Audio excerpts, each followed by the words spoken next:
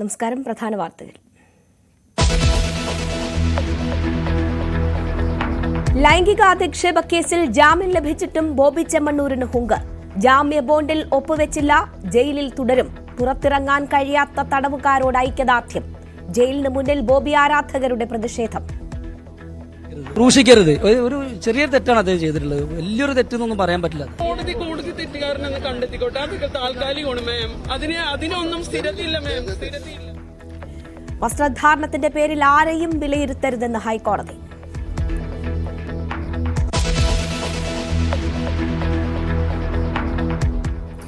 നിറത്തിന്റെ പേരിൽ മാനസിക പീഡനം. മലപ്പുറത്ത് നവവധു ആത്മഹത്യ ചെയ്ത നിലയിൽ. ജീവനൊടുക്കിയത് കൊണ്ടോട്ടി സ്വദേശിനി. അന്വേഷണം തുടങ്ങി പോലീസ്.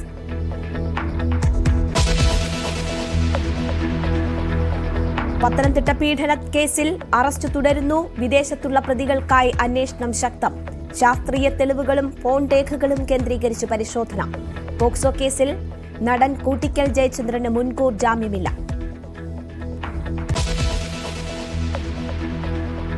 നെയ്യാറ്റിൻകരയിലെ വിവാദ സമാധിത്തറ ഉടൻ പൊളിക്കില്ല. തിടുക്കം വേണ്ടെന്ന് ജില്ലാ ഭരണകൂടം. ഹൈക്കോടതിയെ സമീപിക്കാൻ കുടുംബം. പ്രദേശത്ത് സുരക്ഷ ശക്തമാക്കി.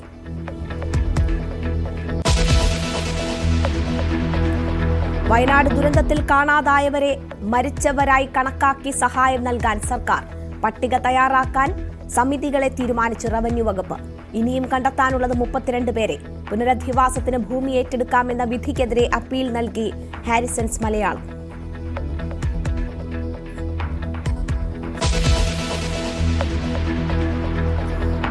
റഷ്യൻ കൂലിപ്പട്ടാളത്തിൽ കുടുങ്ങിയ മലയാളികളുടെ ദുരന്ത കഥ. യുവാക്കൾക്ക് നേരെ നടന്നത് ഡ്രോൺ ആക്രമണം. ബിനിലിന്റെ മൃതദേഹം നാട്ടിലെത്തിക്കുന്ന കാര്യത്തിൽ അനിശ്ചിതത്വം. ജയിന്റെ വാട്സ്ആപ്പ് സന്ദേശം ന്യൂസ്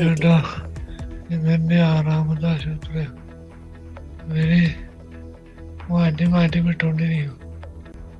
ഞാനും പല വൈക്കായി.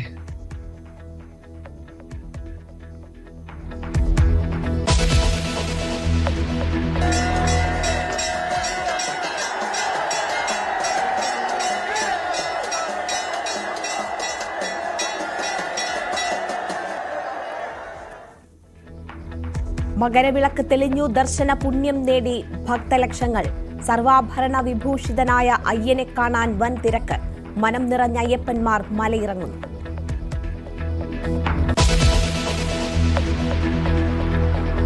ജമ്മുകശ്മീരിൽ കുഴിബോംബ് സ്ഫോടനം.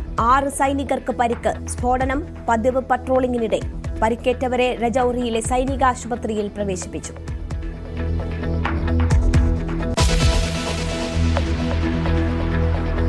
ഇന്ത്യ യഥാർത്ഥ സ്വാതന്ത്ര്യം നേടിയത് അയോധ്യയിലെ പ്രാണപ്രതിഷ്ഠാ ദിനത്തിലെന്ന് മോഹൻ ഭാഗവത്. പ്രതിഷ്ഠാദിനം പ്രതിഷ്ഠാ ദ്വാദശിയായി ആഘോഷിക്കണമെന്ന ആവശ്യം. ആരെയും എതിർക്കാനല്ല രാമക്ഷേത്ര പ്രസ്ഥാനം ആരംഭിച്ചതെന്നും RSS മേധാവി.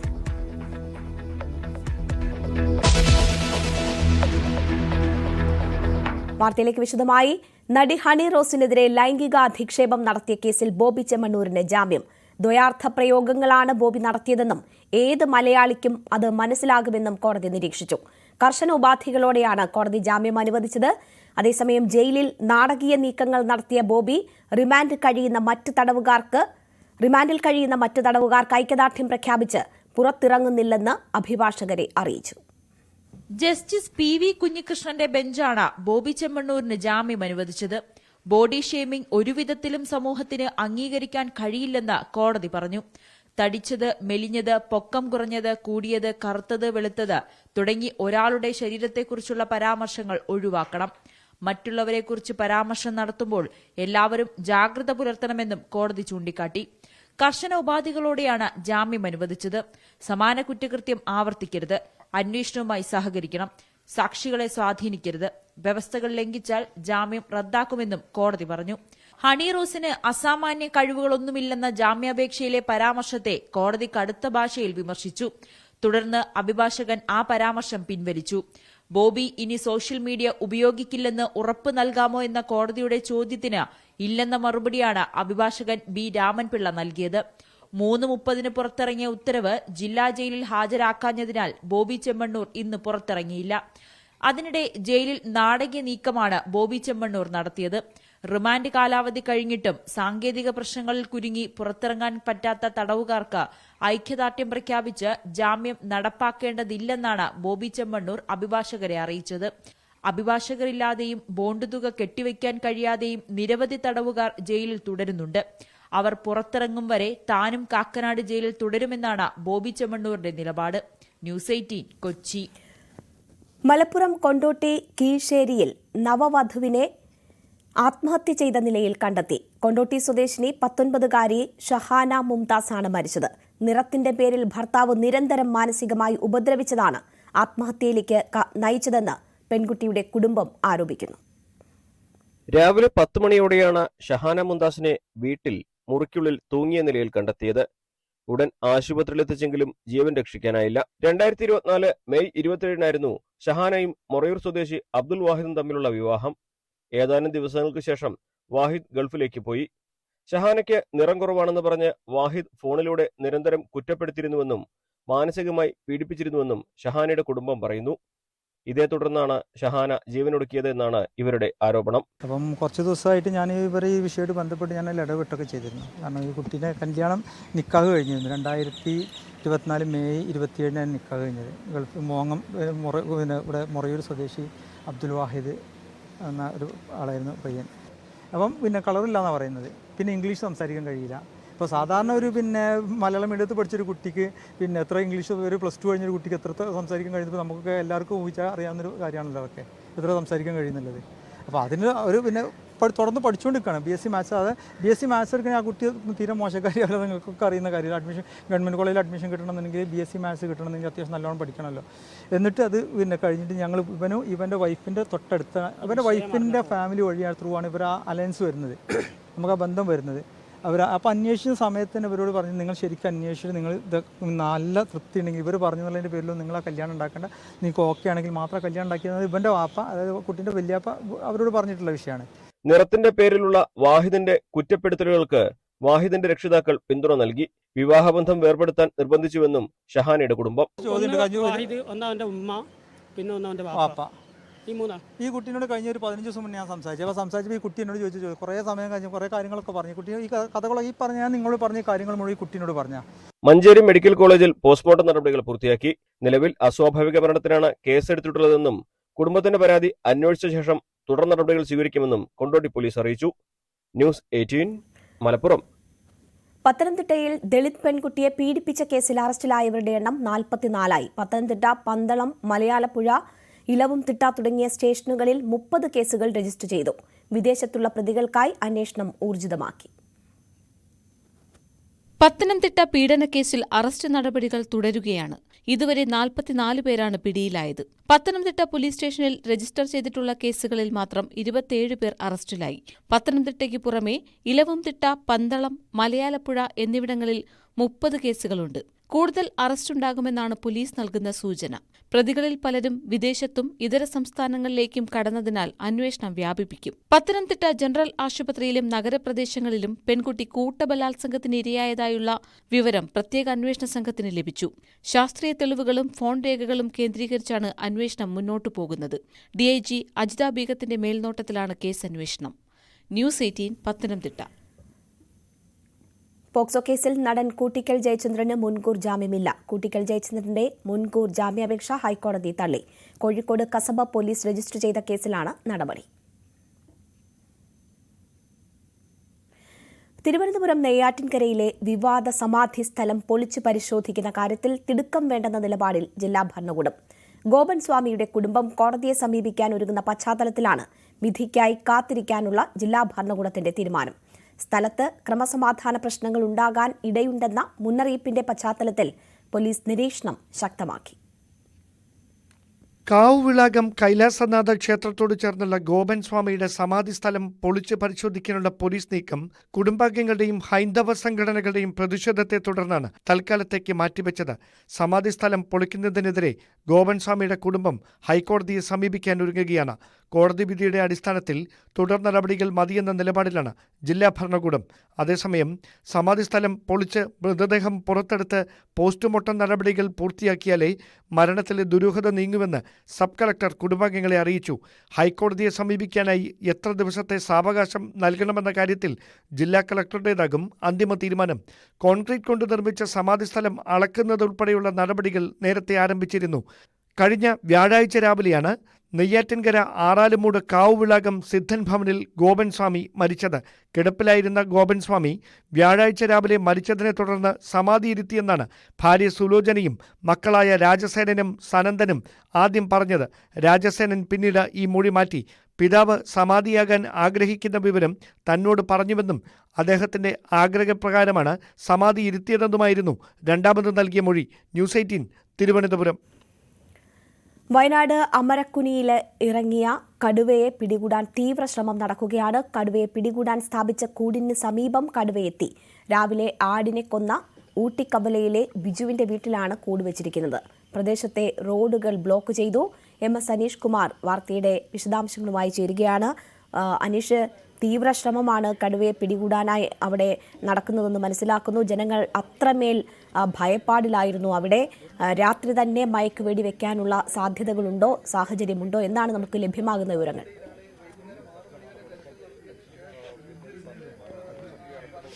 രേണുക, നടപടിക്രമങ്ങൾ ഏതാണ്ട് അവസാന ഘട്ടത്തിലേക്ക് നീങ്ങുന്നു എന്നാണ് നമുക്ക് മനസ്സിലാക്കാൻ കഴിയുന്നത്. നമുക്ക് ദൂരെ കാണാം ഒരു വെട്ടം, ചുവപ്പും പച്ചയും ഒക്കെ ഉള്ള വെട്ടം വരുന്നത്. അത് ഈ തെർമൽ ഡ്രോൺ ക്യാമറകൾ ആ ഭാഗത്ത് നിരീക്ഷണം നടത്തിക്കൊണ്ടിരിക്കുന്നു. നമ്മൾ നിൽക്കുന്നിടത്ത് നിന്ന് ഏതാണ്ട് 150-200 മീറ്റർ അകലെയാണ് ആ ക്യാമറ, ആ ഡ്രോൺ പറക്കുന്നത്. അതിന്റെ ഏതാണ്ട് ആ താഴ്ഭാഗത്തായി ഇപ്പോൾ കടുവയുണ്ട് എന്നാണ് നമുക്ക് വനംവകുപ്പ് ഉദ്യോഗസ്ഥരിൽ നിന്നും ലഭിക്കുന്ന വിവരം. ഇന്ന് പുലർച്ചെ 2 മണിയോടുകൂടി മറിയം എന്ന വീട്ടമ്മയുടെ, ബിജു എന്ന ആളുടെ വീട്ടിലെ ആടിനെ പിടികൂടിയിരുന്നു. ആ ആടിനെ തന്നെ വെച്ച് അവിടെ കൂട് ശരിയാക്കിയിരുന്നു. ആ കൂടിന്റെ ഭാഗത്ത് തന്നെ ഇപ്പോൾ കടുവ എത്തിയിട്ടുണ്ട് എന്നാണ് നമുക്ക് മനസ്സിലാക്കാൻ കഴിയുന്നത്. എന്തായാലും RRT സംഘങ്ങൾ അതിന്റെ സമീപമുണ്ട്. മറ്റ് വനംവകുപ്പിലെ ദൌത്യ സംഘങ്ങളും ഉദ്യോഗസ്ഥരുമൊക്കെ അവിടെയുണ്ട്. അവർ ഈ ദൌത്യത്തിലേക്ക് കടക്കാൻ പോകുന്നതാണ്. കുറച്ചു മുമ്പാണ് അവിടുന്ന് വിവരങ്ങൾ ലഭിച്ചതല്ലേ? അതെ. അവിടുത്തെ ഒരു ഇപ്പോഴത്തെ കടുവ ഇന്നലെ ആടിനെ പിടിച്ച വീടിന്റെ അടുത്തേക്ക് എത്തിയിട്ടുണ്ട്. വനംവകുപ്പ് സ്ഥാപിച്ച കൂടിന്റെ അടുത്താണ് കടുവയുടെ സാന്നിധ്യം ഇപ്പോൾ കാണുന്നത്. കൂട്ടിൽ കയറുകയോ അല്ലെങ്കിൽ മയക്കുവെടി വെച്ച് പിടിക്കുകയോ ചെയ്യാനുള്ള സാധ്യത കാണുന്നുണ്ട്. നമുക്ക് കിട്ടുന്ന വിവരം വെച്ചിട്ട് കാണുന്നുണ്ട്. RRT അംഗങ്ങളും അവിടെ ക്യാമ്പ് ചെയ്യുന്നുണ്ട്. ഡോക്ടറുടെ സംഘവും മയക്കുവെടി വെക്കാനുള്ള സംഘവും അവിടെ തന്നെ ക്യാമ്പ് ചെയ്യുന്നുണ്ട്. വൈകുന്നേരം ഒരു 6 മണി മുതൽ ഒരു ദൃശ്യപരിധിയിലുണ്ട് അല്ലെ? ആദ്യം ആ കോഴിഫാമിന്റെ ഭാഗത്ത് നിന്ന് പിന്നെ ഇഞ്ചിത്തോട്ടം.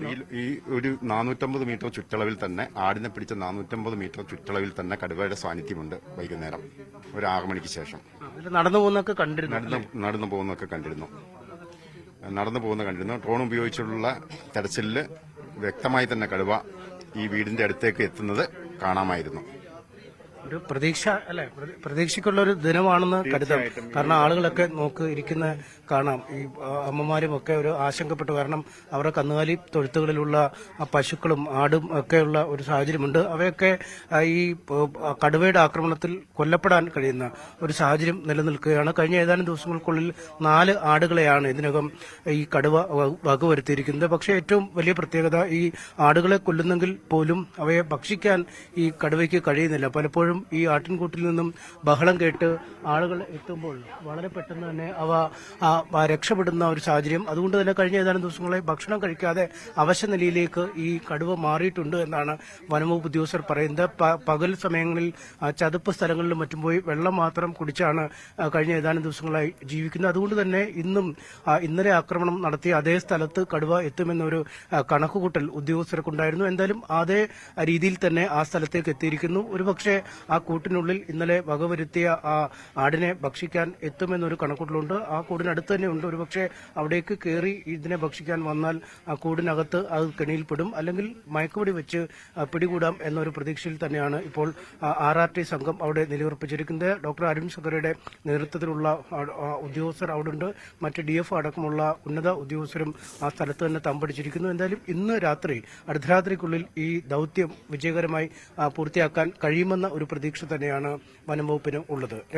അനീഷ്, ഇപ്പോൾ നമുക്കറിയാം ഇരുട്ട് പരന്നിരിക്കുന്നു, ഈ ഡ്രോണുകൾ പറക്കുന്നതിന്റെ വെളിച്ചം മാത്രമാണ് നമുക്ക് കാണാൻ കഴിയുന്നത്. അപ്പോൾ ആ ഒരു സാഹചര്യത്തിൽ ഈ മയക്കുവെടി വെക്കുക എത്രമാത്രം പോസിബിൾ ആണ്? ആ സാധ്യതയ്ക്കാണോ അതോ കൂട്ടിൽ എങ്ങനെയെങ്കിലും ആകർഷിച്ച് കൂട്ടിൽ കയറ്റുക എന്ന സാധ്യതയിലേക്കാണോ നീങ്ങുന്നത് അധികൃതർ? ഏതിനാണ് കൂടുതൽ സാധ്യത കൽപ്പിക്കുന്നത്?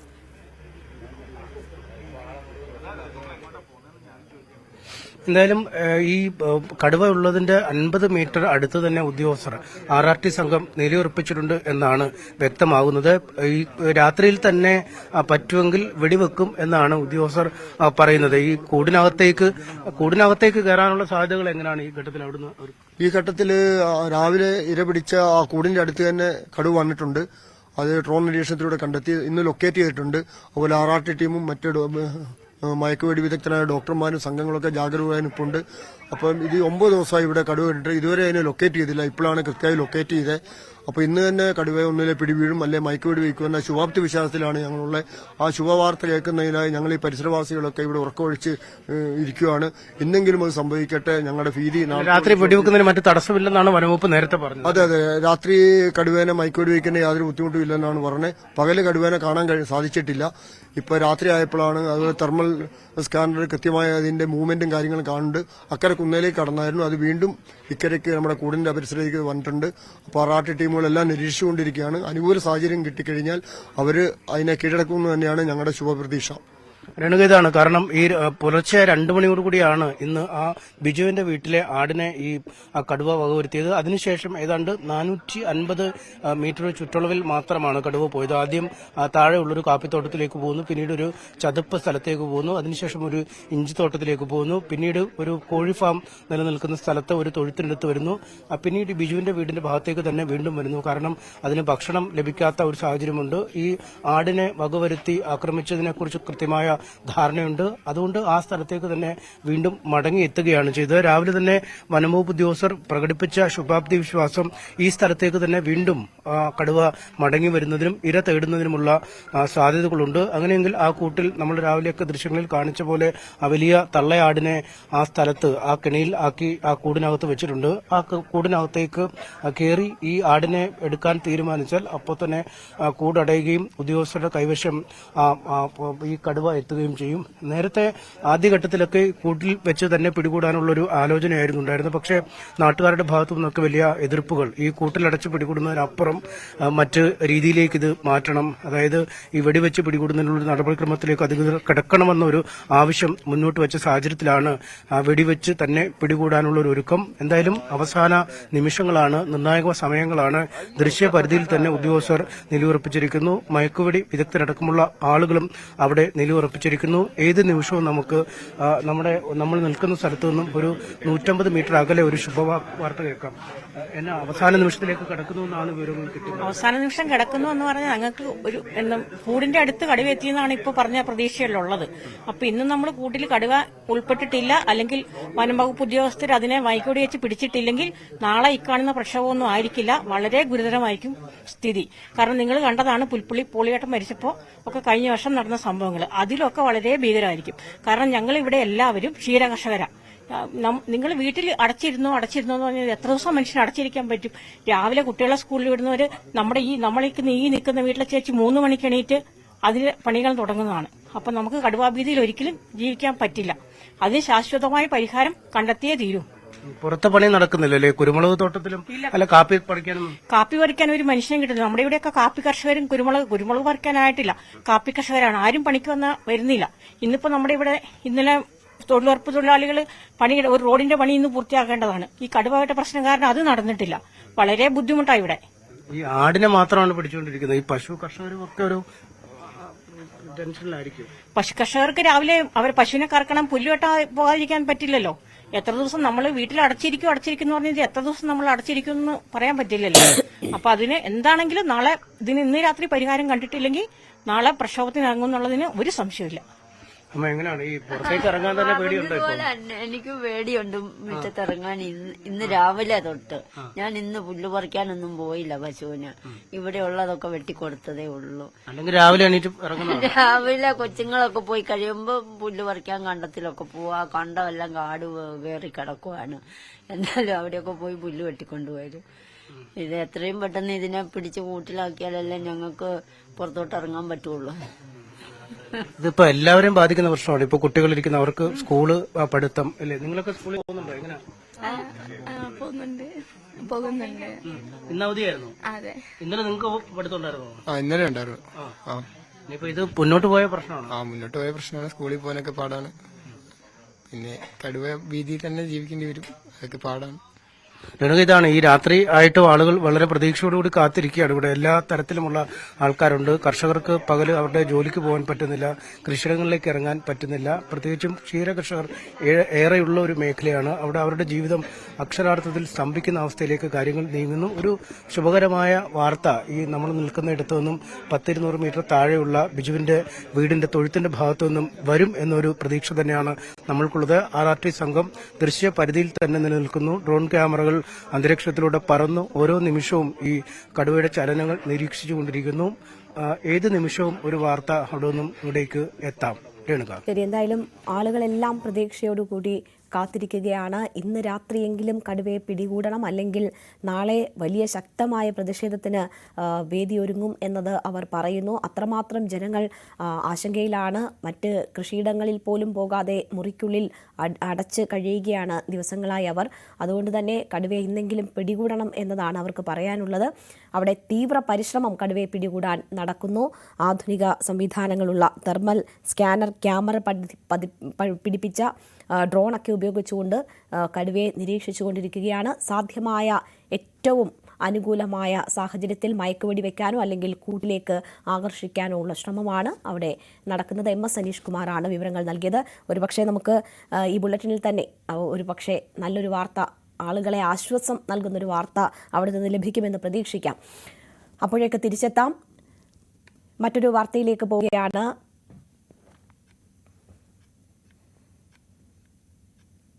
തൃശൂർ അതിരപ്പിള്ളി കണ്ണംകുഴിയിൽ കാറിന് നേരെ ഒറ്റയാന്റെ ആക്രമണം. കല്യാണി പ്രിയദർശൻ നസ്ലിൻ ചിത്രത്തിന്റെ ഷൂട്ടിംഗ് സംഘം സഞ്ചരിച്ച കണ്ണംകുഴി സ്വദേശി അനിലിന്റെ കാറിന് നേരെയാണ് ആക്രമണമുണ്ടായത്. ആക്രമണത്തിൽ കാറിന്റെ ഡോർ പൊളിഞ്ഞു.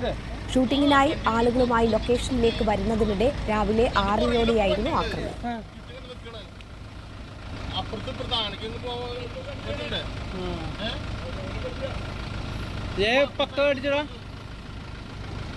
പള്ളക്കടിച്ചു.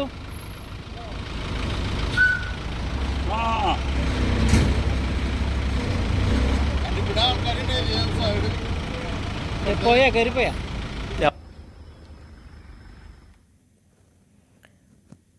തേനീച്ചയുടെ ആക്രമണത്തിൽ നിന്നും രക്ഷപ്പെടാൻ കനാലിൽ ചാടിയ കർഷകൻ ഒഴുക്കിൽപ്പെട്ട് മരിച്ചു. പാലക്കാട് ചിറ്റൂർ കണക്കമ്പാറ സ്വദേശി സത്യരാജാണ് മരിച്ചത്. രാവിലെ ഭാര്യയ്ക്കും ചെറുമക്കൾക്കുമൊപ്പം കൃഷിയിടത്തിലേക്ക് പോകുന്നതിനിടയിലായിരുന്നു തേനീച്ചയുടെ ആക്രമണം. മൂന്നാറിൽ വീണ്ടും പടയപ്പ ഇറങ്ങി. കന്നിമല ടോപ്പ് ഡിവിഷനിൽ കാട്ടാന ഇറങ്ങി.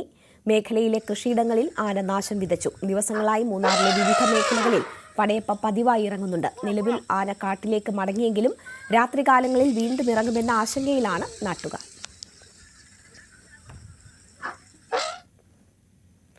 കൊല്ലം കടയ്ക്കലിൽ വീട്ടമ്മ പൊള്ളലേറ്റു മരിച്ചു. 31 വയസ്സുള്ള പ്രമീതയാണ് മരിച്ചത്. വീടും പരിസരവും വൃത്തിയാക്കുന്നതിനിടെ കരിയില കൂട്ടി തീയിട്ടു. ഉടൻ തീ ധരിച്ചിരുന്ന വസ്ത്രത്തിലേക്ക് പടരുകയായിരുന്നു.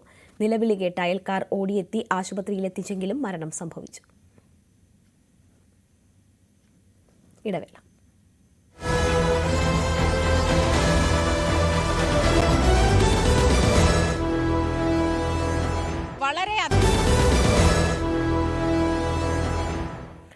വാർത്തകൾ തുടരുന്നു. പുണ്യജ്യോതി ദർശിച്ച് ഭക്തലക്ഷങ്ങൾ.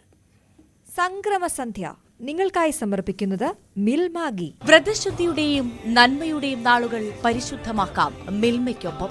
And BLM. Bharat Lajna multi state housing cooperative society limited, Kerala, Tamil Nadu and Pondicherry. പൊന്നമ്പലമേട്ടിൽ മകരജ്യോതി തൊഴുത് ഭക്തലക്ഷങ്ങൾ. അയ്യപ്പ വിഗ്രഹത്തിൽ തിരുവാഭരണം ചാർത്തിയുള്ള മഹാദീപാരാധനയും കണ്ടാണ് അയ്യപ്പന്മാർ മലയിറങ്ങിയത്.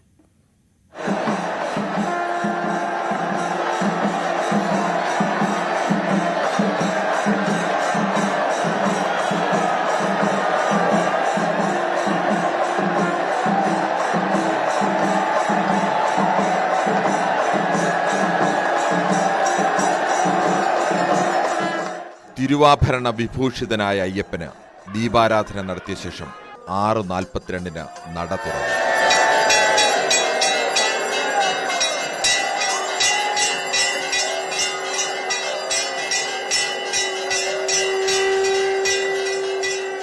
എല്ലാ കണ്ണുകളും പൊന്നമ്പലമേട്ടിലേക്ക്, എല്ലാ കണ്ടത്തിലും ശരണമന്ത്രം.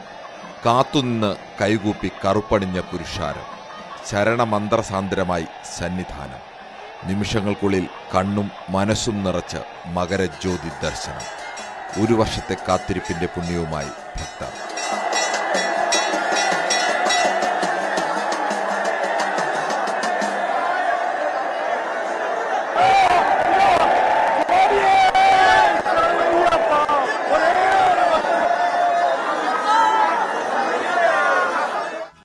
പുലർച്ചെ 2:30 മകരസംക്രമ പൂജയോടെ മകരവിളക്ക് ചടങ്ങുകൾ തുടങ്ങി. വൈകിട്ട് 6:25 തിരുവാഭരണ ഘോഷയാത്ര സന്നിധാനത്തെത്തി. തന്ത്രി കണ്ഠരര്, രാജീവര്, മേൽശാന്തി അരുൺകുമാർ നമ്പൂതിരി എന്നിവർ ചേർന്ന് തിരുവാഭരണ പേടകം ശ്രീകോവിലേക്ക് ആനയിച്ചു. പിന്നാലെ അയ്യപ്പ വിഗ്രഹത്തിൽ തിരുവാഭരണം ചാർത്തി മഹാദീപാരാധന.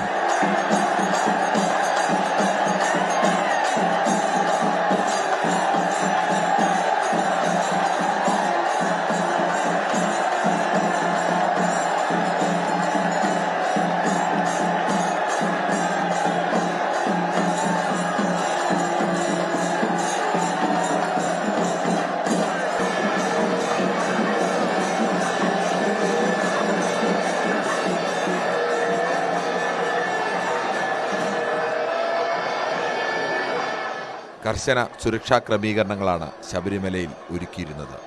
18-നാണ് കളഭാഭിഷേകം. 19-ന് മാളികപ്പുറത്തെ മഹാകുരുതിയോടെ മകരവിളക്ക് ഉത്സവം സമാപിക്കും. കാത്തുനിന്ന ഭക്തജനലക്ഷങ്ങൾക്ക് ആത്മനിർവൃതി പകരുന്നതായിരുന്നു പൊന്നമ്പലമേട്ടിലെ മകരജ്യോതി ദർശനം. ഈ മാസം 17 വരെ ശബരിമലയിൽ തിരുവാഭരണ വിഭൂഷിതനായ അയ്യപ്പനെ തൊഴാം. അരുൺ പാലോണിനും ഹരികൃഷ്ണനും സജീവ് സി വാര്യർക്കുമൊപ്പം ന്യൂസ് 18 വേണ്ടി ജി ശ്രീജിത്ത്, സന്നിധാനം. ദേവസ്വം വകുപ്പും തിരുവിതാംകൂർ ദേവസ്വം ബോർഡും ചേർന്ന് നൽകുന്ന ഹരിവരാസനം പുരസ്കാരം ഗാനരചയിതാവും സംഗീത സംവിധായകനുമായ കൈതപ്രം ദാമോദരൻ നമ്പൂതിരിക്ക് സമ്മാനിച്ചു. സന്നിധാനം ശാസ്ത ഓഡിറ്റോറിയത്തിൽ നടന്ന സമ്മേളനത്തിൽ ദേവസ്വം വകുപ്പ് മന്ത്രി VN വാസവനാണ് പുരസ്കാരം സമ്മാനിച്ചത്. ചടങ്ങിൽ തമിഴ്നാട് മന്ത്രി PK ശേഖർ ബാബുവിനെ മന്ത്രി VN വാസവൻ പൊന്നാട അണിയിച്ചു. പുരസ്കാരം ലഭിച്ചതിൽ സന്തോഷമുണ്ടെന്ന് നേരത്തെ കൈതപ്രം ന്യൂസ് 18 പ്രതികരിച്ചു.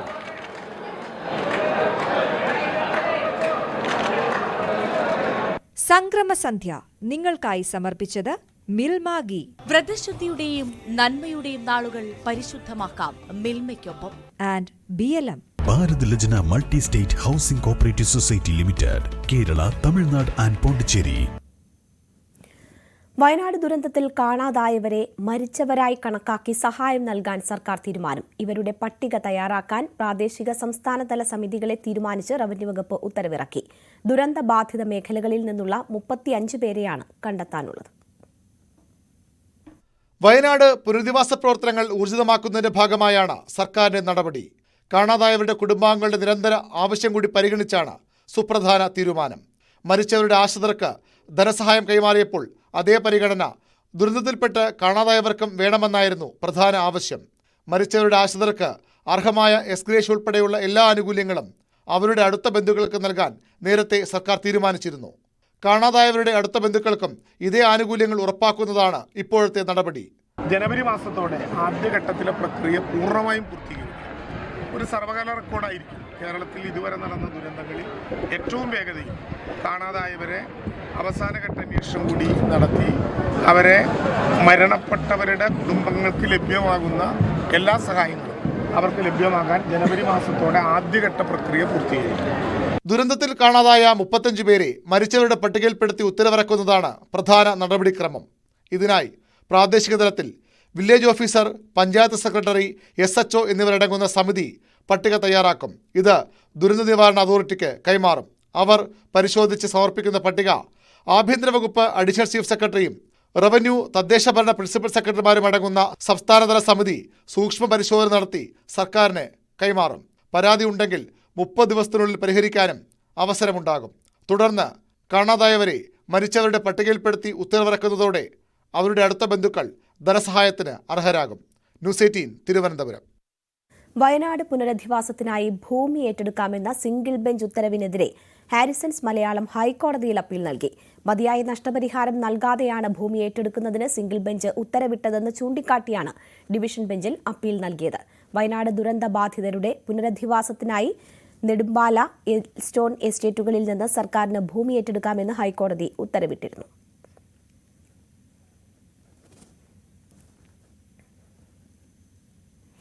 വന്യമൃഗശല്യം ഉൾപ്പെടെയുള്ള വിഷയങ്ങൾ ഉയർത്തിക്കാട്ടി മലയോര സമരയാത്ര സംഘടിപ്പിക്കാൻ UDF. ഈ മാസം 27 മുതൽ ഫെബ്രുവരി 5 വരെയാണ് സമരയാത്ര. കോതമംഗലത്തുൾപ്പെടെ സംസ്ഥാനത്തുടനീളം രൂക്ഷമായ വന്യമൃഗശല്യമുണ്ടായിട്ടും പരിഹാരം കാണാൻ സർക്കാർ ഒരു നടപടിയും സ്വീകരിക്കുന്നില്ലെന്ന് പ്രതിപക്ഷ നേതാവ് VD സതീശൻ വിമർശിച്ചു.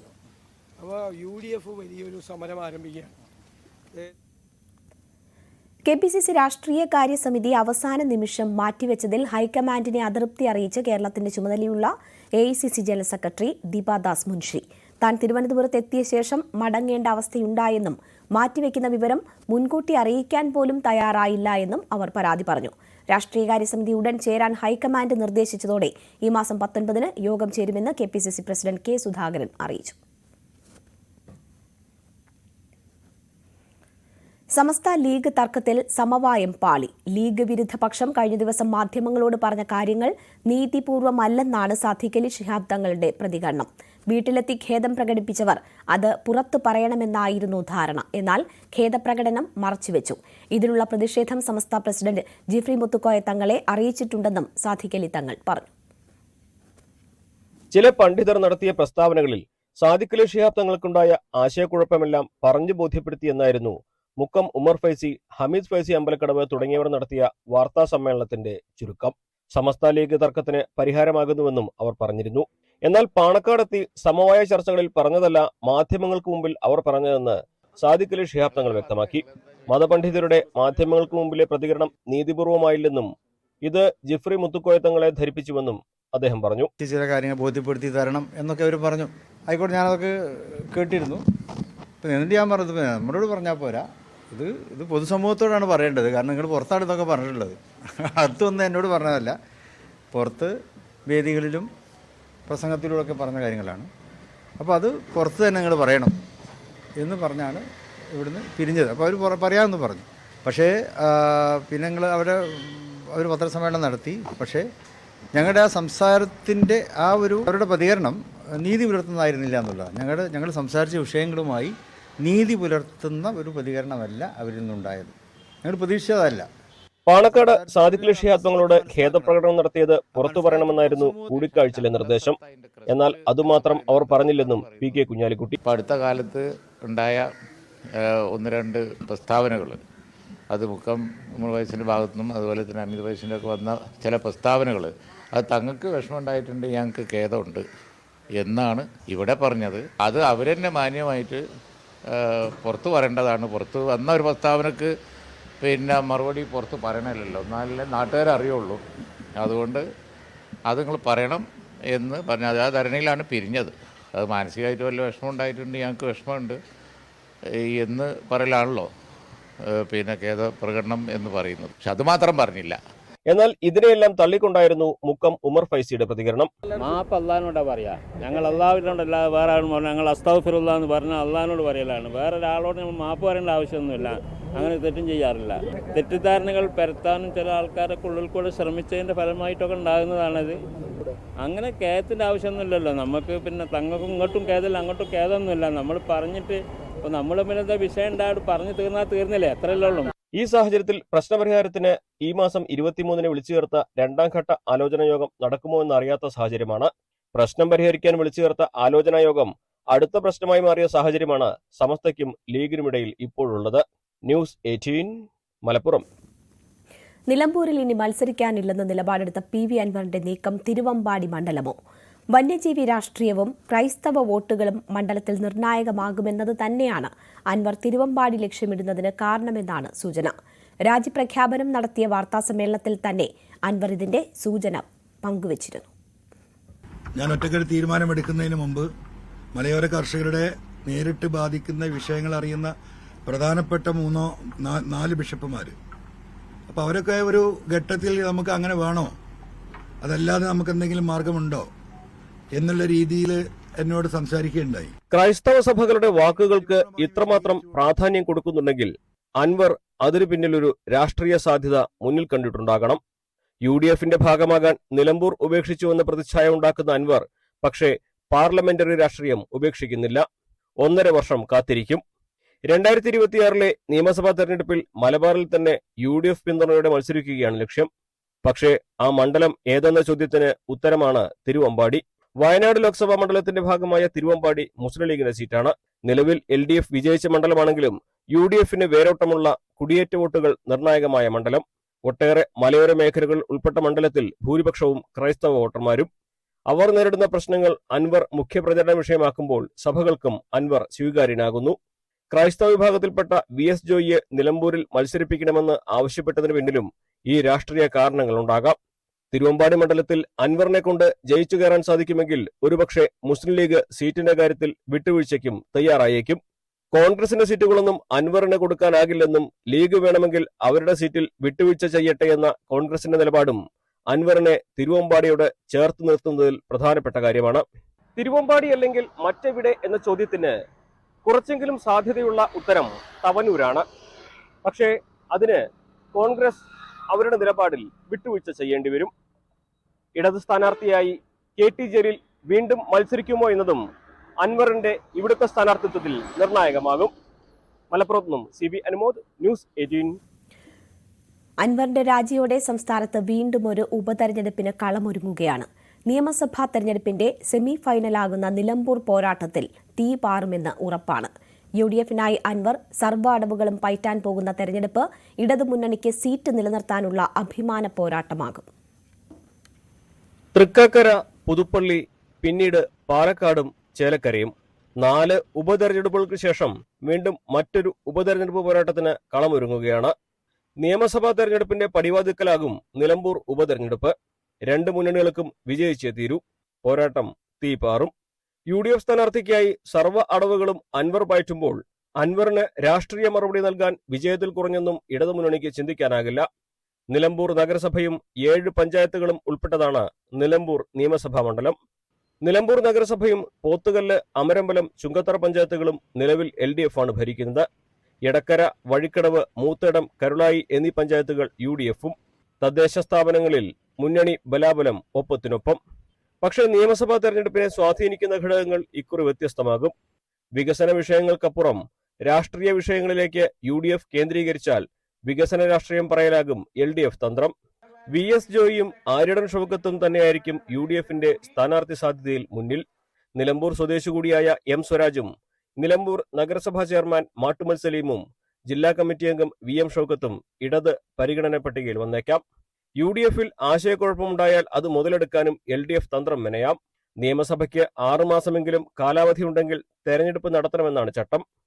സ്പീക്കർ അംഗീകരിച്ച അൻവറിന്റെ രാജി തെരഞ്ഞെടുപ്പ് കമ്മീഷനെ അറിയിക്കലും മറ്റ് നടപടിക്രമങ്ങളും നിരവധിയുള്ളതിനാൽ തെരഞ്ഞെടുപ്പ് പ്രഖ്യാപനം നീളാനും സാധ്യതയുണ്ട്. മത്സരിച്ചില്ലെങ്കിലും താൻ പിന്തുണയ്ക്കുന്നവരെ വിജയിപ്പിക്കേണ്ടത് PV അൻവറിന്റെ രാഷ്ട്രീയ ജീവിതത്തിൽ അനിവാര്യമാണ്. താൻ പരിഹസിച്ച ആര്യടൻ ഷൗക്കത്തിന് വേണ്ടി അൻവർ പ്രചാരണത്തിനിറങ്ങേണ്ടി വരുമോ, അതോ ആര്യടൻ ഷൗക്കത്ത് ഇടതുപക്ഷ സ്ഥാനാർത്ഥിയായി മത്സരിക്കുമോ എന്നുള്ളതെല്ലാം കണ്ടു തന്നെ അറിയണം.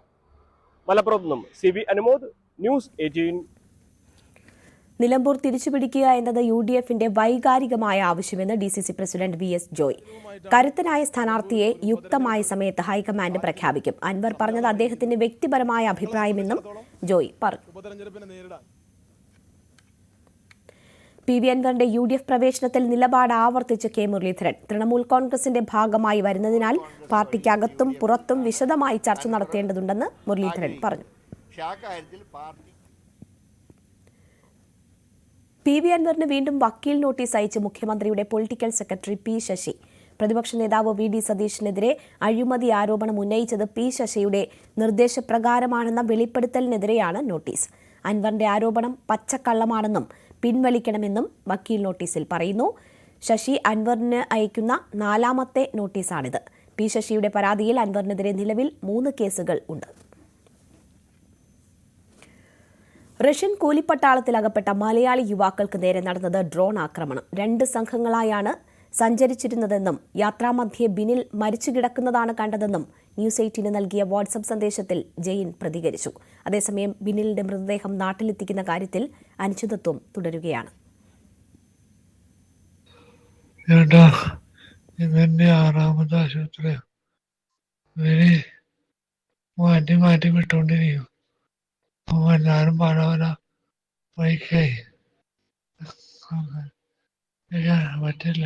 ഉക്രൈൻ വ്യോമാക്രമണത്തിൽ ഗുരുതരമായി പരിക്കേറ്റ് മോസ്കോയിലെ ആശുപത്രിയിൽ ചികിത്സയിൽ തുടരുന്ന തൃശൂർ വടക്കാഞ്ചേരി സ്വദേശി ജെയിൻ ന്യൂസ് 18 നൽകിയ ശബ്ദ സന്ദേശത്തിലാണ് ദുരന്ത സാഹചര്യം വിവരിച്ചത്.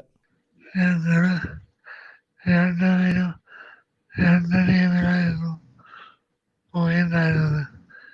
ഞാൻ നോക്കിയപ്പോ അവിടെ മരിച്ചു കിടക്കണുണ്ട്. അപ്പൊ ഞാന് തിരിച്ചിട്ടപ്പോ വെടിവെച്ച പാടൊന്നല്ല കണ്ടത്. അവിടേക്ക് മുമ്പിലേക്ക് ആൾക്കാർ കയറിപ്പോണ്ടായിരുന്നു. അപ്പൊ ഡ്രോൺ അറ്റാക്ക് ആണ് ഉണ്ടായത്. അത് കഴിഞ്ഞ് പോകുമ്പോഴാണ് എനിക്കും അപകടം ഉണ്ടായത്. കഴിഞ്ഞ 5-ാം തീയതിയാണ് ബിനിൽ ടിബിയും ബന്ധുവായ ജെയിനും റഷ്യൻ കൂലിപ്പട്ടാളത്തിലെ 2 സംഘങ്ങൾക്കൊപ്പം യുദ്ധമുഖത്തേക്ക് പുറപ്പെട്ടത്. യാത്രാമധ്യേ ജെയിൻ കണ്ടതാകട്ടെ ഉക്രൈൻ വ്യോമാക്രമണത്തിൽ ജീവൻ നഷ്ടപ്പെട്ട ബിനിലിന്റെ തണുത്തുമരവിച്ച ശരീരം. സംഭവസ്ഥലത്ത് നിൽക്കരുതെന്ന് മുന്നറിയിപ്പ് ലഭിച്ചതിനെ തുടർന്ന് രക്ഷപ്പെടാൻ നിർദ്ദേശം വന്നു. താൻ ഉൾപ്പെടെയുള്ള സംഘത്തിന് നേരെ ഡ്രോൺ ആക്രമണം ഉണ്ടായത് രക്ഷപ്പെട്ട് മടങ്ങുന്ന വഴിക്കെന്നും ജെയിൻ പറയുന്നു. ഡ്രോൺ ആക്രമണത്തിൽ ഗുരുതരമായി പരിക്കേറ്റ ഒപ്പമുണ്ടായിരുന്നവരെക്കുറിച്ചുള്ള ഒരു സൂചനകളുമില്ല. ബിനിലിന്റെ മൃതദേഹം നാട്ടിലേക്ക് കൊണ്ടുവരുന്ന കാര്യത്തിൽ ഇപ്പോഴും അനിശ്ചിതത്വം തുടരുകയാണ്. മരണവിവരം ബിനിലിന്റെ ഭാര്യയെ എംബസിയിൽ നിന്ന് ഔദ്യോഗികമായി അറിയിച്ചെങ്കിലും തുടർ നടപടിക്രമങ്ങൾ എങ്ങനെയെന്ന കാര്യത്തിലും അവ്യക്തതയുണ്ട്. വിദേശകാര്യ മന്ത്രാലയത്തിന്റെ അടിയന്തര ഇടപെടലിലൂടെ റഷ്യൻ അതിർത്തിയിൽ കുടുങ്ങിക്കിടക്കുന്ന മറ്റ് ഇന്ത്യൻ പൗരന്മാരെ രക്ഷപ്പെടുത്തണമെന്ന ആവശ്യവും ശക്തമായിരിക്കുകയാണ്. കഴിഞ്ഞ ഏപ്രിൽ മാസത്തിലാണ് ക്യാൻറ്റീൻ ജോലിക്കെന്ന പേരിൽ സുഹൃത്തു മുഖേന തൃശൂർ വടക്കാഞ്ചേരി സ്വദേശി ജെയിനും കുട്ടതല്ലൂർ സ്വദേശി ബിനിൽ ടിബിയും റഷ്യയിലെത്തിയത്. Dan Kurian, news 18, Thiruvananthapuram. ജമ്മുകാശ്മീരിൽ കുഴിബോംബ് സ്ഫോടനത്തിൽ 6 സൈനികർക്ക് പരിക്കേറ്റു. രജൌരിയിലെ നൌഷെര സെക്ടറിൽ നിയന്ത്രണ രേഖയ്ക്ക് സമീപമാണ് കുഴിബോംബ് സ്ഫോടനമുണ്ടായത്. രജൌരിയിലെ ഖംബ കോട്ടയ്ക്ക് സമീപം ഗൂർഖ റൈഫിൾസിലെ ഉദ്യോഗസ്ഥർ പതിവ് പട്രോളിംഗ് നടത്തുന്നതിനിടെ രാവിലെ 10:45ഓടെയാണ് സ്ഫോടനമുണ്ടായത്. ആരുടെയും പരിക്ക് ഗുരുതരമല്ലെന്നാണ് റിപ്പോർട്ട്. അയോധ്യയിൽ രാമക്ഷേത്ര നിർമ്മാണ ദിനത്തിലാണ് ഇന്ത്യ യഥാർത്ഥ സ്വാതന്ത്ര്യം നേടിയതെന്ന് രാഷ്ട്രീയ സ്വയം സേവക് സംഘം മേധാവി മോഹൻ ഭാഗവത്. ഇൻഡോറിൽ ശ്രീരാമ ജന്മഭൂമി തീർത്ഥക്ഷേത്ര ട്രസ്റ്റിന്റെ ജനറൽ സെക്രട്ടറി ചമ്പത് റായിക്ക് അവാർഡ് സമ്മാനിച്ച ശേഷം സംസാരിക്കുകയായിരുന്നു മോഹൻ ഭാഗവത്. 5000 वर्षों की हमारी परंपरा कौन सी है? वही है जो रामकृष्ण शिव से चली. हम 47 में स्वतंत्र हुए. रोजी भारत की रोजी रोटी का भी रास्ता राम मंदिर के प्रवेश द्वार से जाता है, ये ध्यान रखो. जो पूरा आंदोलन था वो भारत के स्व के जागृति के लिए था. भारत फिर से भारत बनकर अपने पैरों पर खड़ा होकर दुनिया को दिग्दर्शित करे, इसलिए था. अयोध्या में जो 1000 वर्षों से कलहों की परंपरा चली थी वो समाप्त हो जाए और अयोध्या वास्तव में अयोध्या बने, इसलिए था. നൂറ്റാണ്ടുകളായി വൈദേശിക ആക്രമണം നേരിട്ട ഇന്ത്യക്ക് യഥാർത്ഥ സ്വാതന്ത്ര്യം ലഭിച്ചത് രാമക്ഷേത്ര പ്രതിഷ്ഠാദിനത്തിലായിരുന്നു എന്നാണ് RSS തലവന്റെ നിലപാട്. അയോധ്യയിലെ പ്രതിഷ്ഠാദിനം പ്രതിഷ്ഠാ ദ്വാദശിയായി ആഘോഷിക്കണം. ആരെയും എതിർക്കുന്നതിനല്ല രാമക്ഷേത്ര പ്രസ്ഥാനം ആരംഭിച്ചത്. രാജ്യത്തിന് സ്വന്തം കാലിൽ നിൽക്കാനും ലോകത്തിന് വഴികാണിക്കാനും ഭാരതത്തിന്റെ ആത്മാവ് ഉണർത്താനുമാണ് നീക്കം സഹായിച്ചത്. ശ്രീരാമന്റെ ജന്മസ്ഥലത്ത് ഒരു ക്ഷേത്രം നിർമ്മിക്കാൻ ചില ശക്തികൾ ആഗ്രഹിക്കാത്തതിനാലാണ് രാമക്ഷേത്ര പ്രസ്ഥാനം ഇത്രയും കാലം നീണ്ടുപോയത്. ഇന്ത്യയുടെ ഉപജീവനമാർഗം രാമക്ഷേത്രത്തിന്റെ പ്രവേശന കവാടത്തിലൂടെയാണെന്നും എല്ലാവരും ഇത് മനസ്സിൽ സൂക്ഷിക്കണമെന്നും RSS മേധാവി. ക്ഷേത്രപ്രതിഷ്ഠാദിന വേളയിൽ രാജ്യത്തുടനീളം പ്രദർശിപ്പിച്ച ഐക്യത്തെക്കുറിച്ച് പരാമർശിച്ച മോഹൻ ഭാഗവത് ദേശീയ അഭിമാനത്തിന്റെയും സാംസ്കാരിക പുനരുജ്ജീവനത്തിന്റെയും നിമിഷമെന്ന നിലയിലാണ് പ്രതിഷ്ഠാദിനത്തിന്റെ പ്രാധാന്യത്തെ അടിവരയിടുന്നത്. ശ്രീരാമജന്മഭൂമി തീർത്ഥക്ഷേത്ര ട്രസ്റ്റിന്റെ ജനറൽ സെക്രട്ടറി ചമ്പത് റായ്ക്ക് ദേശീയ ദേവി അഹല്യ അവാർഡ് സമ്മാനിച്ചുകൊണ്ടുള്ള മോഹൻ ഭാഗവത്തിന്റെ പരാമർശം രാഷ്ട്രീയ വേദികളിലും ചർച്ചയാവുകയാണ്. മന്ദിർ മസ്ജിദ് തർക്കം രാജ്യത്തെ മറ്റിടങ്ങളിൽ ഒഴിവാക്കണമെന്ന RSS തലവന്റെ ആവർത്തിച്ചുള്ള അഭ്യർത്ഥന ഹൈന്ദവ സംഘടനകൾക്കിടയിൽ തന്നെ ഭിന്നതയ്ക്ക് ഇടയാക്കിയിരുന്നു. News desk news 18. വിശ്വാസലോകം പ്രയാഗ്രാജിൽ.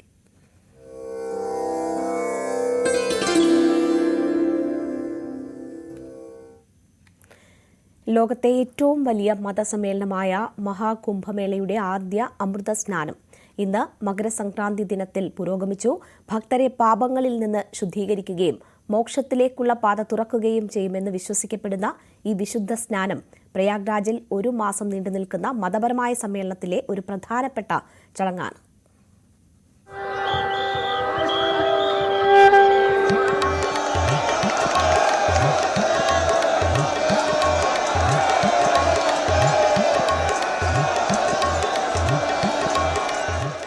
അഖാഡകളിൽപ്പെട്ട സന്യാസിമാരുടെ മഹാപ്രവാഹമാണ് പ്രയാഗ്രാജിൽ.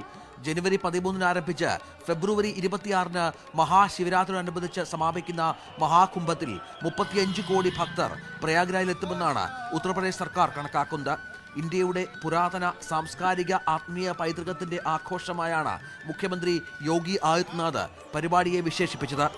ഓരോ അഖാഡയുടെയും പങ്കാളിത്തത്തിനായുള്ള തീയതി, സമയം, ക്രമം എന്നിവ വ്യക്തമാക്കുന്ന അമൃതസ്നാനിനായുള്ള വിശദമായ ഷെഡ്യൂൾ മഹാകുംഭ ഭരണകൂടം പുറത്തിറക്കിയിട്ടുണ്ട്. പഞ്ചായത്ത് അഖാര മഹാനിർവാണിയും ശംഭു പഞ്ചായത്തിൽ അടൽ അഖാരയും ചടങ്ങുകൾക്ക് നേതൃത്വം നൽകും. വിശുദ്ധ സ്നാനത്തിന് 40 മിനിറ്റ് സമയമാണ് ഓരോ അഖാഡകൾക്കും അനുവദിച്ചിരിക്കുന്നത്. जनता जनार्दन कितने भयानक, इतनी बहुत ज्यादा भीड़ देखकर हमारी अत्यंत आत्मा प्रसन्न है. जनता जनार्दन को बहुत बहुत आशीर्वाद. गंगा मैया सबकी मनोकामना पूर्ण करे. ശ്രീ തപോനിധി പഞ്ചായത്ത്, ശ്രീ നിരഞ്ജനി അഖാഡ, ശ്രീ പഞ്ചായത്ത് അഖാര ആനന്ദ്, ശ്രീ പഞ്ചദർശനം ജുന അഖാര പോലെയുള്ള സന്യാസ അവതാരകൾ അവർക്ക് അനുവദിച്ച സ്ലോട്ടുകൾക്ക് ശേഷം ദിവസം മുഴുവൻ ഈ ക്രമം തുടരും. വൈകിട്ട് 5:20 സമാപിക്കുന്ന അമൃതസ്നാൻ ശ്രീ പഞ്ചായത്ത് നിർമ്മൽ അഖാരയാണ് അവസാനമായി എടുക്കുക. സുഗമമായ ഏകോപനം ഉറപ്പാക്കാൻ ഓരോ അഖാഡയ്ക്കും പുറപ്പെടുന്നതിനും കുളിക്കുന്നതിനും മടങ്ങുന്നതിനും പ്രത്യേക സമയം അനുവദിച്ചിട്ടുണ്ട്. സംഘം പ്രദേശത്ത് വലിയ ജനക്കൂട്ടത്തിന് സാക്ഷ്യം വഹിച്ച മറ്റൊരു പ്രധാന സ്നാനദിനമായ പൗഷ് പൂർണിമ കഴിഞ്ഞ് 1 ദിവസത്തിനു ശേഷമാണ് ആദ്യത്തെ അമൃത് സ്നാൻ. ഗംഗാ യമുന സരസ്വതി സംഗമസ്ഥാനത്താണ് ഏറ്റവും സുരക്ഷിതമായുള്ള ഈ സംവിധാനങ്ങൾ ഒരുക്കിയിരിക്കുന്നത്. നമ്മുടെ ദൃശ്യങ്ങളിലൊക്കെ അത് വളരെ വ്യക്തമായി കാണുകയും ചെയ്യും. അപ്പോൾ പ്രൗഢഗംഭീരമായി തന്നെ തുടക്കം കുറിച്ചിരിക്കുന്നു. വരും ദിവസങ്ങളിലും സമാനമായി തന്നെ ഭക്തജനങ്ങളുടെ വലിയൊരു പ്രവാഹം ഇങ്ങോട്ടേക്ക് പ്രതീക്ഷിക്കുകയും ചെയ്യുന്നു. പ്രശാന്ത് മംഗലശ്ശേരിക്കൊപ്പം രഞ്ജിത് രാമചന്ദ്രൻ, പ്രയാഗ്രാജ്. രാഹുൽ ഗാന്ധിയുടെ വിമർശനത്തിന് മറുപടിയുമായി അരവിന്ദ് കെജ്രിവാൾ. കോൺഗ്രസിനെ രക്ഷിക്കാനാണ് രാഹുലിന്റെ ശ്രമമെന്നും എന്നാൽ തന്റെ പോരാട്ടം രാജ്യത്തിന് വേണ്ടിയാണെന്നും കെജ്രിവാൾ പ്രതികരിച്ചു. തനിക്കെതിരെ രാഹുൽ ഗാന്ധി നടത്തിയ അധിക്ഷേപത്തോട് കൂടുതൽ പ്രതികരിക്കാനില്ലെന്നും കെജ്രിവാൾ എക്സിൽ കുറിച്ചു. ഡൽഹി തെരഞ്ഞെടുപ്പ് ചൂടിൽ അമരുകയാണ്. ഡൽഹി മുഖ്യമന്ത്രി അതിഷി നാമനിർദ്ദേശ പത്രിക സമർപ്പിച്ചു. ലജ്പത് നഗർ ജില്ലാ മജിസ്ട്രേറ്റ് ഓഫീസിലെത്തിയാണ് പത്രിക നൽകിയത്. കൽക്കാജി മണ്ഡലത്തിൽ നിന്നാണ് അതിഷി 2ാം തവണയും ജനവിധി തേടുന്നത്. മണ്ഡലത്തിലെ കോൺഗ്രസ് സ്ഥാനാർത്ഥി അൽക്ക ലാംബയും പത്രിക നൽകി. അതിനിടെ തെരഞ്ഞെടുപ്പ് പെരുമാറ്റച്ചട്ടം ലംഘിച്ചതിന് അതിഷിക്കെതിരെ FIR രജിസ്റ്റർ ചെയ്തു. സർക്കാർ വാഹനം രാഷ്ട്രീയ ആവശ്യത്തിന് ഉപയോഗിച്ചുവെന്ന് ചൂണ്ടിക്കാട്ടിയാണ് കേസ്. നടപടിക്കെതിരെ അതിഷി രംഗത്ത് വന്നു. ന്യൂഡൽഹിയിലെ BJP സ്ഥാനാർത്ഥി പർവേഷ് വർമ്മ മെഡിക്കൽ ക്യാമ്പ് നടത്തി കണ്ണട വിതരണം ചെയ്തിട്ടും കമ്മീഷൻ കണ്ടില്ലെന്ന് നടിച്ചു. തെരഞ്ഞെടുപ്പ് ഉദ്യോഗസ്ഥർക്കുമേൽ സമ്മർദ്ദമുണ്ടെന്നും അതിഷി വിമർശിച്ചു. ഇസ്രായേൽ ഹമാസ് വെടിനിർത്തൽ ചർച്ചകളിൽ നിർണായക പുരോഗതി. വെടിനിർത്തൽ കരാറിന്റെ ആദ്യഘട്ടത്തിൽ ഹമാസ് ബന്ദികളാക്കിയ ഇസ്രയേലി പൌരന്മാരെയും ഇസ്രയേൽ ജയിലിൽ തടവിലുള്ള പലസ്തീൻ പൌരന്മാരെയും മോചിപ്പിക്കുമെന്ന് അന്താരാഷ്ട്ര മാധ്യമങ്ങൾ റിപ്പോർട്ട് ചെയ്തു. ചർച്ചകൾ ഫലപ്രാപ്തിയിലെത്തിയാൽ 15 മാസം നീണ്ടുനിന്ന യുദ്ധത്തിന് താൽക്കാലിക ആശ്വാസമാകും. മധ്യേഷ്യയിലാകെ അശാന്തി വിതച്ച ഗസ യുദ്ധത്തിന് പരിഹാരമാകുമെന്ന പ്രതീക്ഷയിലാണ് ലോകം. 15 മാസമായി തുടരുന്ന ഇസ്രായേൽ ആക്രമണം അവസാനിപ്പിക്കാനുള്ള ചർച്ചകൾ ഏറ്റവും ഫലപ്രദമായ നിലയിലെത്തിയത് ഇപ്പോഴാണ്. ഖത്തറും ഈജിപ്തും അമേരിക്കയും ഒക്കെ ചർച്ച നടത്തിയിരുന്നെങ്കിലും അതെല്ലാം പാതി വഴിയിൽ അവസാനിച്ചിരുന്നു. എന്നാൽ പ്രസിഡന്റ് സ്ഥാനത്ത് നിന്ന് പടിയിറങ്ങുന്നതിന് മുൻപ് വെടിനിർത്തൽ യാഥാർത്ഥ്യമാക്കാനുള്ള ജോ ബൈഡന്റെ ശ്രമങ്ങളാണ് ഇപ്പോഴത്തെ ചർച്ചകൾക്ക് വേഗം കൂട്ടിയത്. ഇസ്രായേൽ പ്രധാനമന്ത്രി ബെഞ്ചമിൻ നെതന്യാഹുവുമായി ബൈഡനും ഹമാസ് പ്രതിനിധികളുമായി ഖത്തർ അമീറും ചർച്ച നടത്തി. ഇതോടെയാണ് ദോഹ ചർച്ചകൾക്ക് വഴി തുറന്നത്. ഡൊണാൾഡ് ട്രംപിന്റെ പ്രതിനിധി സ്റ്റീവ് വിറ്റ്കോഫും ദോഹ ചർച്ചയുടെ ഭാഗമായി. ഹമാസ് ബന്ദികളാക്കിയ ഇസ്രയേലികളെ മോചിപ്പിക്കുക, ഇസ്രയേൽ തടവിലുള്ള പലസ്തീനികളെ മോചിപ്പിക്കുക, ഗസയ്ക്ക് അന്താരാഷ്ട്ര സഹായം സാധ്യമാക്കുക, ഗസയിൽ നിന്നുള്ള സൈനിക പിന്മാറ്റം തുടങ്ങിയവയാണ് കരാറിന്റെ ഭാഗമായി ഉൾപ്പെടുത്തിയിരിക്കുന്നത്. കരാർ ഇരുകൂട്ടരും പരിശോധിച്ചു വരികയാണ്. എന്നാൽ നിർദ്ദേശങ്ങൾ അംഗീകരിച്ചാൽ കീഴടങ്ങലാകുമോ എന്ന അഭിപ്രായം ഇസ്രയേലിന്റെ തീവ്ര വലതുപക്ഷത്തിനുണ്ട്. നിർദ്ദിഷ്ട കരാർ ഇസ്രയേലിന്റെ ദേശീയ സുരക്ഷയ്ക്ക് വിപത്തെന്നായിരുന്നു ധനമന്ത്രിയുടെ പ്രതികരണം. International desk, news 18. രാജ്ഭവനിലെത്തി ഗവർണർ രാജേന്ദ്ര അർലേക്കറുമായി കൂടിക്കാഴ്ച നടത്തിയ സ്പീക്കർ എൻ ഷംസീർ. ജനുവരി 17 തുടങ്ങുന്ന കേരള നിയമസഭയുടെ 13ാം സമ്മേളനത്തിൽ നയപ്രഖ്യാപന പ്രസംഗത്തിന് ഗവർണറെ ക്ഷണിക്കാനാണ് സ്പീക്കർ എത്തിയത്. ഉന്നത വിദ്യാഭ്യാസ മന്ത്രി ആർ ബിന്ദുവിനോട് വീഡിയോ കോളിൽ സംസാരിച്ച ഉമാ തോമസ് MLA. ആശുപത്രി മുറിയിലിരുന്നാണ് ഉമാ തോമസ് മന്ത്രിയോട് സംസാരിച്ചത്. ആശ്വാസമുണ്ടെന്നും മിനിസ്റ്റർ വന്നതിൽ സന്തോഷമെന്നും ഉമാ തോമസ് പറഞ്ഞു. കലൂർ അപകടത്തിൽ പരിക്കേറ്റ് ചികിത്സയിൽ കഴിയുന്ന ഉമാ തോമസിന്റെ വിവരങ്ങൾ അറിയാനാണ് മന്ത്രി ആർ ബിന്ദു ഫോൺ ചെയ്തത്. തൃക്കാക്കര നഗരസഭാ ചെയർപേഴ്സൺ രാധാമണി പിള്ളയും മന്ത്രിക്കൊപ്പം ഉണ്ടായിരുന്നു.